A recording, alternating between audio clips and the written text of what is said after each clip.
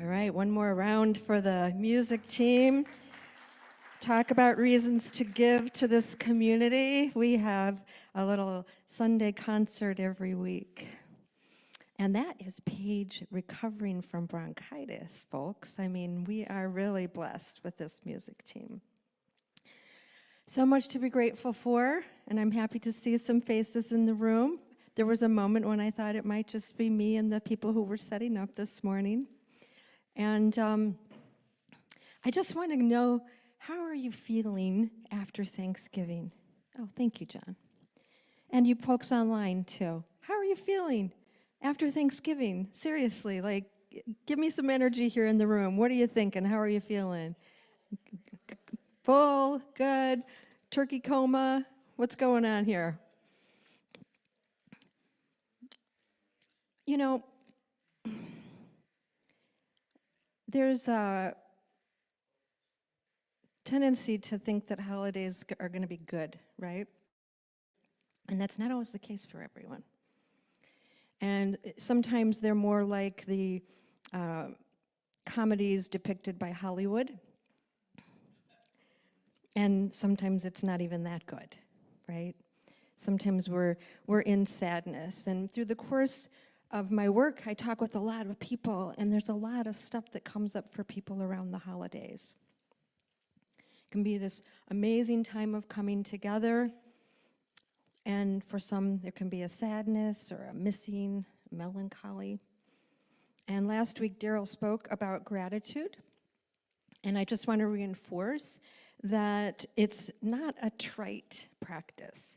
It's not a sort of Band-Aid to cover up and try to feel better and get rid of the sadness or the discomfort.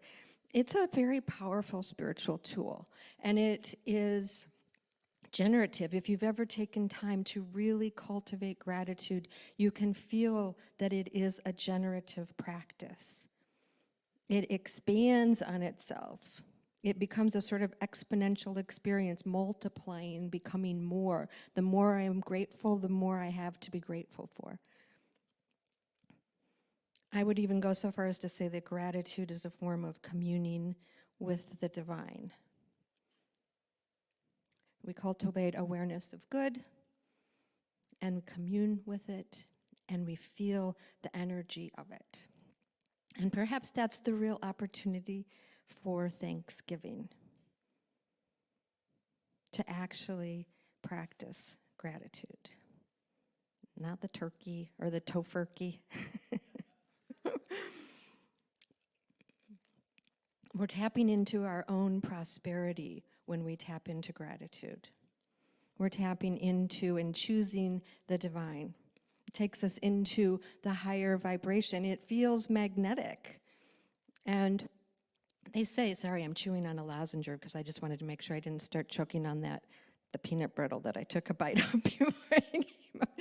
So they say that even a few moments in the vibration of gratitude or a high vibrational state is so much more powerful than extended periods of time in low vibration. But not to bypass what's there. We want to be healthy spiritually and psychologically. And gratitude really supports both. It's a healthy mindset. And so my daughter hosted our Thanksgiving this year, sort of mixing things up for us, right? It's the first Thanksgiving with my mom gone. And I'm sure many of you are having your own version of that. Our extended family normally gets together, big gathering, and everybody went in different directions this year. And human emotions can be tricky. And as I was preparing for this talk, I was remembering that Abraham Hicks, for those of you who are familiar with Abraham Hicks, they have an emotional energy spectrum with joy, appreciation, freedom, love at the high vibration end, and fear, grief, despair at the low vibration end. And they offer the idea of reaching for the better feeling, the slightly better feeling. So when we're in grief or despair, we can just practice leaning into it. I always want to feel my feelings first, not try to bypass them, but feel them, and then reach for a slightly better feeling. So you may not move all the way from grief to feeling appreciation in one fell swoop, but incrementally, little by little, one better feeling, you find you've shifted. And this is also the generative nature of gratitude. It supports generating the better feeling.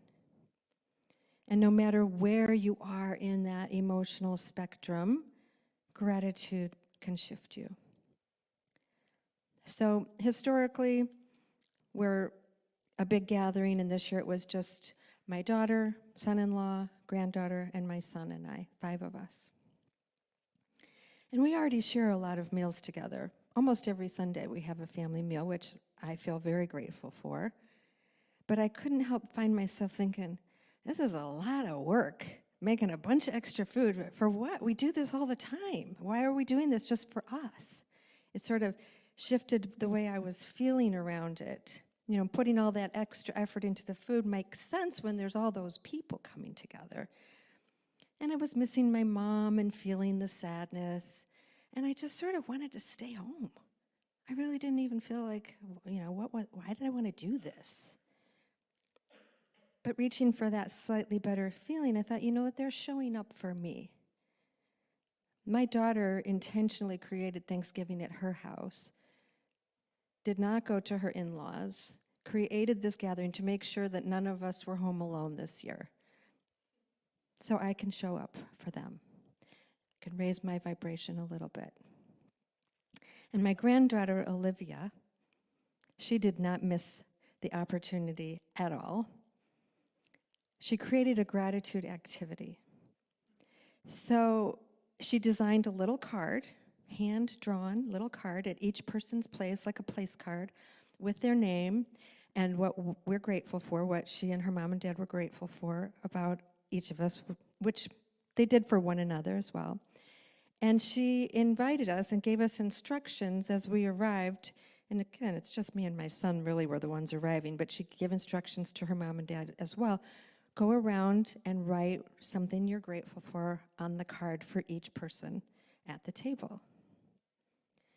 And we've practiced gratitude as a family before. You know, it's not uncommon that someone on their birthday or Mother's Day, the people will go around and say what they're grateful for. But this was different. This was, hanging out for a few hours, preparing food, having time to think about it. What am I really wanting to say? In this little space on the card, what would sum up what I'm grateful for? And then when we sat down to eat, at some point we each took the time to read our card and read what everyone had written. It's making me almost well up with tears in this moment. And there were a few tears like that, but those are tears of appreciation. And I just want to acknowledge we can have sadness and grief and still feel gratitude. We can have more than one emotion at the same time. And we can learn to be with those feelings and still practice moving our energy. And that practice generated more gratitude. Because no matter where you are in the energy spectrum, gratitude works if you work it. So I have the pleasure of wrapping up our 2-month series. We've been reading and speaking about Julia Cameron's Prosperous Heart. And we have learned that prosperity is a mindset. It's an attitude. It's a choice we make. Choosing prosperity is choosing the divine. We can impact our experience of flow, our financial flow, our relationship flow of anything in our life, and this impacts how we experience the world. It impacts the world. And I mentioned last month when I spoke that we get to speak truth to conditions. We choose the divine in the midst of conditions. And the one way is through affirmative prayer. We practice affirmative prayer here. We raise our vibration through affirmative prayer, through gratitude, not to bypass what we're feeling, but to feel it, to embrace it, to move it, and raise ourselves from there. And I've been thinking a lot about the idea that the conflicts out in the world, current and historically, that it stems from people believing they're separate. This has really been on my mind a lot. It came up in my talk last month, and it's just been really resonating for me that people have this fear that they have something to lose or something to gain, and that comes from feeling separate. And I've been thinking about the importance of lifting ourselves out of that consciousness, out of the lie of separation. It seems to me that believing we're separate might be the basis for all problems. When I think of the power of affirmative prayer, we unify. We unify with God. We recognize God and we unify with it. We remember that we are one with the divine, with Source, with the God of your being, whatever you call it. And then we choose a better thought and we shift our experience. That's the shorthand version. And I've just had this peaked awareness that whatever limiting beliefs we hold, whether it's the I'm not enough, there's not enough, I'm alone, I'm not loved, I have to do this on my own, I don't deserve, whatever it is, in that lower vibration, right? It might seem obvious to you, but it's a newer, pervasive awareness for me that all of those limiting beliefs stem from the one big lie of separation.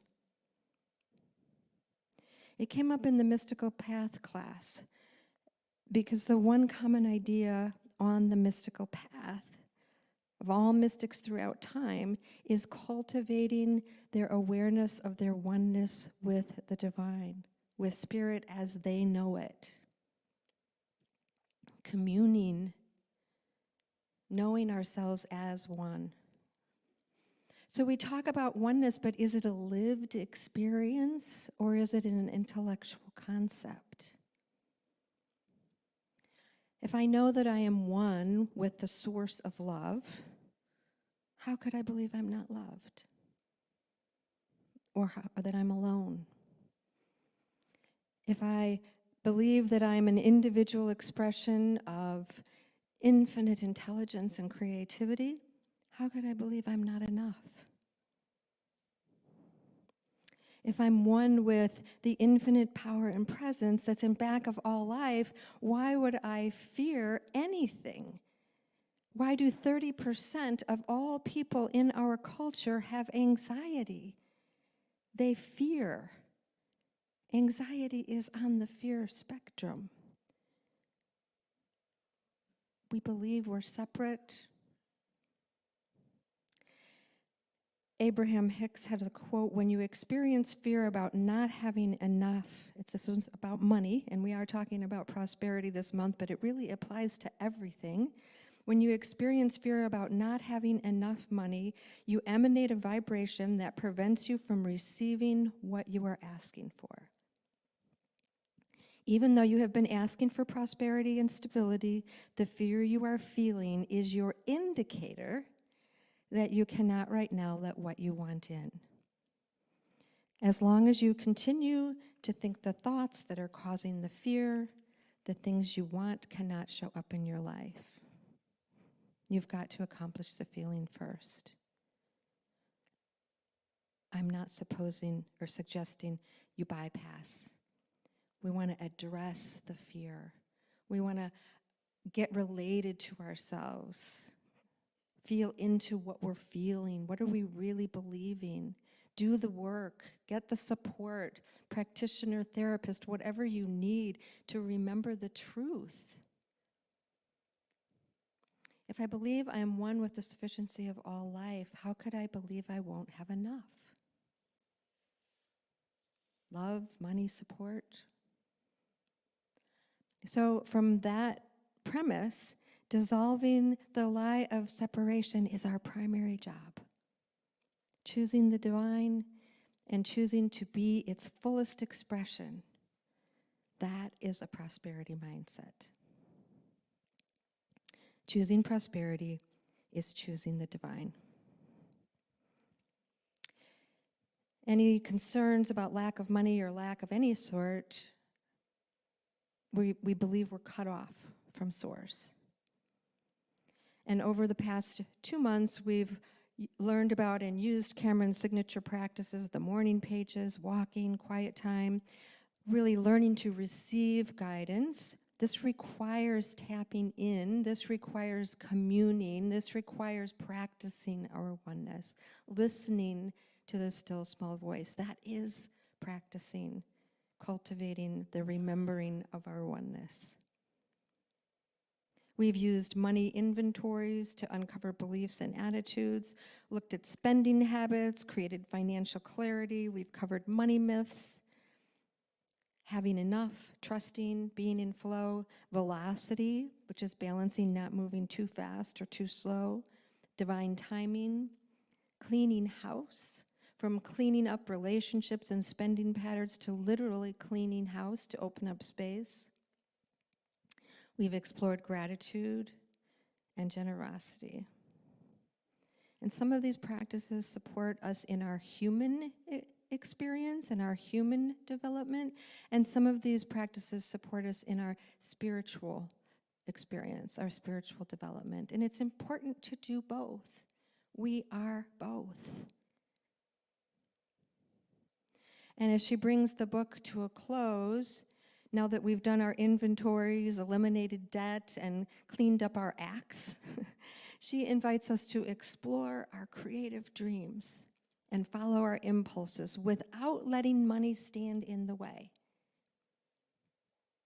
We don't start with the dream and go for that and leave our mess operating in the background. We have to clean up our act first and then be free to explore the dream.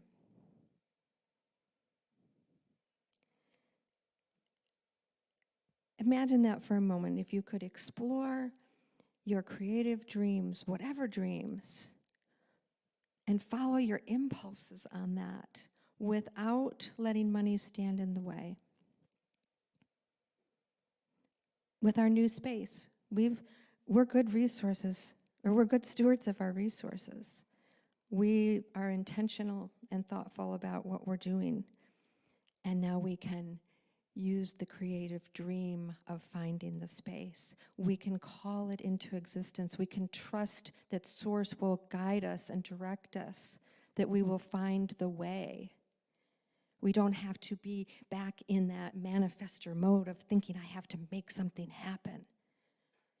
This is when we rely on our guidance. We take our actions as inspired action from guidance. But have you ever cut yourself off from even considering your dream? Cameron says we block our dreams with the excuse that we can't afford to accomplish them. Whether you think you can afford it or not, there is always some action you can take right now. A small step in the right direction. Like planning an itinerary for a dream trip, and you can cultivate the energy of it. But if you're looking at the itinerary for a dream trip and feeling the contraction around the fear of not being able to make it happen, you're not contributing to forward movement. We can use affirmative prayer and cultivate the practice of gratitude to shift our minds, to move us into right thinking. And she, again, encourages us to ask for divine guidance, and I want to share the reading if I can find it quickly. Where did I put that? From the Prosperous Heart epilogue, having a prosperous heart is a daily endeavor. We must begin anew every day. Consciously, stubbornly choosing faith. No matter what our circumstances, there is help available. We are not alone. We will receive guidance when we ask for it. The still, small voice will always speak when we are available to listen to it.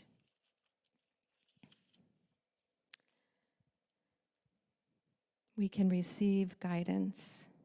We can be in flow. Take inspired action from there. She says the prosperous heart is committed. It believes that it can make a difference. The prosperous heart focuses on what it can do, not on the odds stacked against it. And while this is an action-oriented book, she always asks us to anchor ourselves in divine guidance. And she completes the book with a prosperity plan, looking at our resources, time, and talent, and deciding how we want to spend our assets. She says, how you spend your money should reflect your truest values and your most prosperous vision for yourself. And remember that how you spend your time is how you spend your life. That one really got me. How you spend your time is how you spend your life, because minute after minute, day after day becomes month after month, year after year, and a lifetime. And how are we spending it? What are we doing with our time? So I'm going to ask Greg to come on back up. We're going to go into a little practice.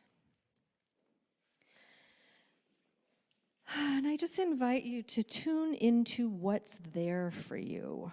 Just noticing when we think about this energy spectrum, are we in the lower vibrational emotions or the higher vibrational emotions? And not making anything wrong, just noticing. This is our work to become aware. And if you're already in this higher vibration of joy and appreciation, expand that. Breathe in and expand, raising it, creating more of it. Perhaps bringing it into the room and holding space for those who may be feeling a lower vibration. And if you're in that space of wanting something to be different or not feeling quite right within yourself, again, not judging, just noticing.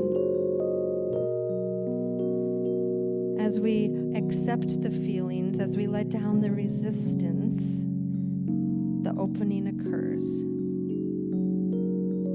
What we resist persists, so we lean in and allow the feelings to be what they are.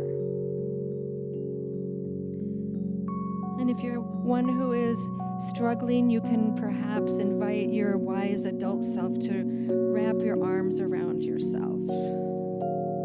Feel yourself hugging yourself, loving yourself, giving yourself what you need.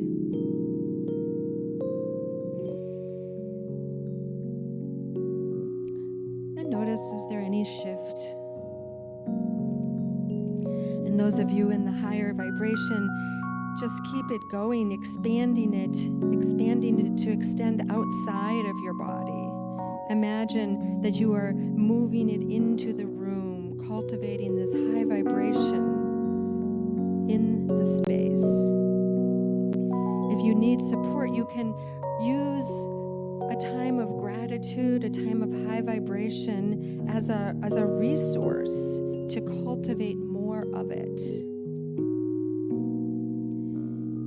And those who are giving yourselves love right now, perhaps inquire, what is one thing you can do that might shift your energy? What is the one little better feeling thought, or the one little better feeling action?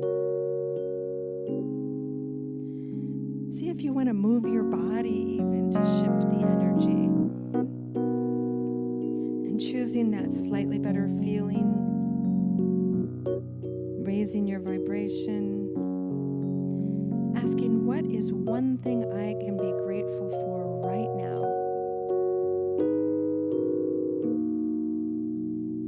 It could be something major. It could be something very minor. I'm grateful for being in this room. I'm grateful for the air I'm breathing. Perhaps the love of a friend or a relative, your clothes, a meal, coffee, the bed you sleep in. So much to be grateful for. And as we cultivate gratitude, we can feel the energy change. We can feel the shift. So take a moment to acknowledge to yourself in this moment, I am grateful for fill in the blank.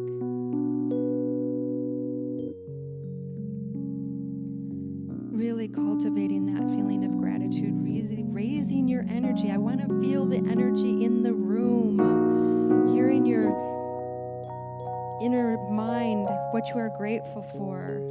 I am grateful for. I am grateful for.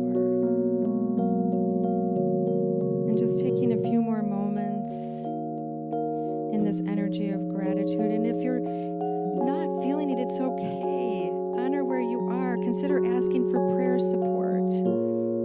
Wrapping your arms around yourself, loving yourself as you are.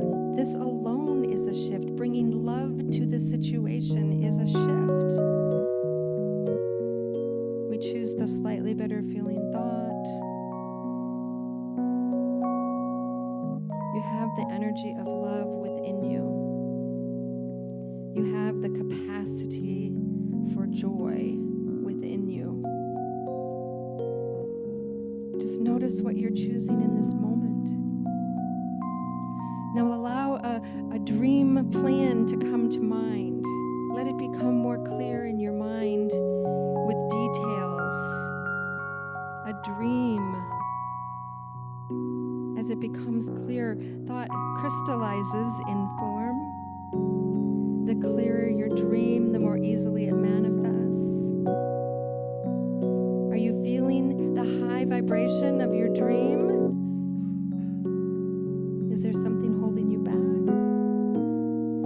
See if you can raise the vibration of that dream. Raise yourself to the joy and the freedom you will experience when it is complete. Imagine our new space. Imagine the way we can serve people, the classes we can offer, the way the music team can play more frequently through the week, the numbers of people that come, the impact we make on the city and the world. Generate the vibration of the fulfillment of your dream. You have the capacity within you. You are the unlimited potential of creativity.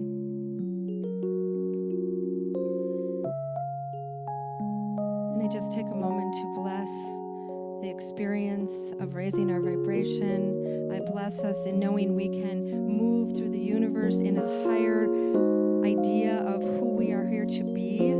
We can allow Spirit to guide us and direct us. We can choose the divine to live in prosperity. We impact the world and we send this high vibration of love and freedom, especially directed at those places in the world that are experiencing conflict. We lift them and we know that they can have a shift in their minds, to change their experience, to remember their oneness, to remember their freedom, to live their peace. I'm grateful for this practice. And I release these words into the law, knowing it is so. Together we say, and so it is.